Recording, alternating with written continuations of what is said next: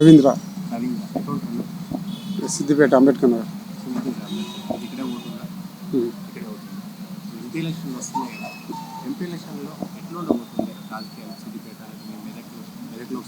Medak parliament Raghunandan Rao గెలుస్తాడు.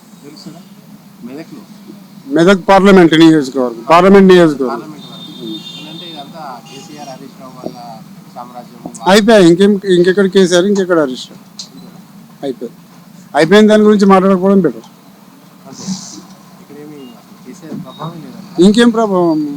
ఒకసారి 2 దఫాలు వచ్చింది, పోయింది. తెలంగాణ సెంటిమెంట్ మీద ఇన్ని రోజులు 10 ఏళ్ళు వాళ్ళు రాజకీయం చేశారు. ఇంకా తెలంగాణ సెంటిమెంట్ ఎక్కడిది?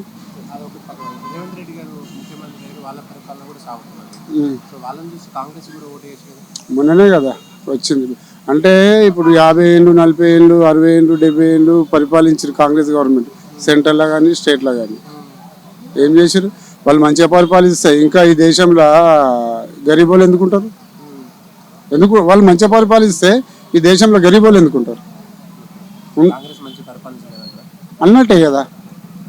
ఇంకా మళ్ళీ దానికి ప్రత్యేకంగా చెప్పాల్సిన అవసరం ఏం లేదు.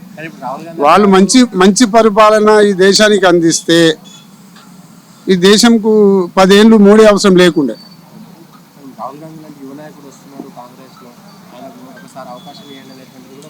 యువ నాయకుడు అంటే నాకు తెలిసి, నాకున్న అవగాహన ప్రకారం 40 ఏళ్ళ లోపు, 30 ఏళ్ళ లోపు.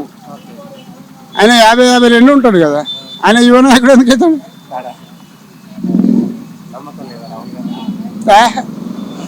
వాళ్ళంతా అది వేరే ఫ్యామిలీ, అది వేరే లెక్క, అది వేరే కథ. వాళ్ళ గురించి ఎంత చెప్పుకున్నా మనం వేస్ట్. ఓవరాల్గా రఘునందన్ రావు అంటున్నారు అందరూ. ఎక్కువ రఘునందన్ రావుకే మొగ్గు చూపిస్తారు. నరేంద్ర మోడీ చరిస్మా నడుస్తుంది. భారతదేశం మొత్తం ఉంది. భారతదేశం మొత్తం ఉంది. మారుమూల గ్రామాలలో కూడా ఉంది. ఎందుకు పడే? ఓట్లు పడింది పోయినసారి ఎలక్షన్లలో, అంటే బై ఎలక్షన్లలో రఘునందన్ రావు దుబ్బాక నియోజకవర్గం వల్ల ఎట్లా గెలిచిండు? ఏం సెంటిమెంటు? కానీ బీజేపీకి వేసారు కదా. ఇప్పుడు అంతకుముందు 1 సీటు 2 సీట్లు ఉండే ఇక్కడ పార్లమెంటు. ఏది మన తెలంగాణలో 4 సీట్లు అయినా పోయిన ఎలక్షన్. మరి మోడీ చరిస్మా కాదా? మొత్తం దేశం లెవెల్ వస్తే 10-12 వస్తుండొచ్చు బహుశా. నేనైతే జ్యోతిష్యం కాదు, నా 8-10 వరకు వస్తుండొచ్చు. 10 ఉంటుందని నా విశ్వాసం.